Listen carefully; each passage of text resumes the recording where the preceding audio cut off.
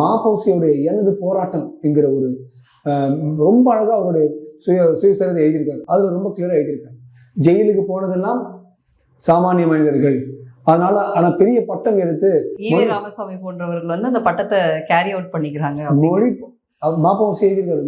மொழிப்போர் வீரர்கள் என்று சொல்பவர்கள் வெறும் அரசியல்வாதிகள், நான் வந்து சாமானிய மனிதனோட உள்ள போறதுக்கு நான் தயாரா இருந்தேன், ரொம்ப அழகா சொன்னாரு மாபோசி. அப்கோர்ஸ் அவர் அந்த மொழிப்போர் வந்து வடக்கு தமிழ்நாடுல திருத்தணி அடிச்சுட்டு போறதுக்கு திருத்தணி மமனதே சொல்லி தெலுங்கு இதோட ஆந்திர பிரதேஷோட அதை சேர்த்து பண்ணும்போது தலை போனாலும் திருத்தணி போகக்கூடாதுன்னு சொல்லி சண்டை போட்டவரும் மாபோசி. ஸோ 60s வந்து இதுக்கும் சண்டை போட்டார், ஹிந்தி திணிப்புக்கும் சண்டை போட்டாரு, தெலுங்கு தேசத்துக்கு இது போகக்கூடாது திருத்தணி போகுதுன்னு சண்டை போட்டார். அந்த அளவுக்கு தெற்குல அவங்களால அந்த அளவுக்கு சண்டை போட முடியல. நேசமணி போன்ற சில ஆட்கள் இருந்தாங்க, சண்டை போட முடியல. அதனால அந்த கன்னியாகுமரி இங்க வந்துச்சு. ஆனால் திருவேண்டரம், தமிழ் பேசுகிற திருவேண்டரம் வந்து கேரளாவோட போயிருக்கு.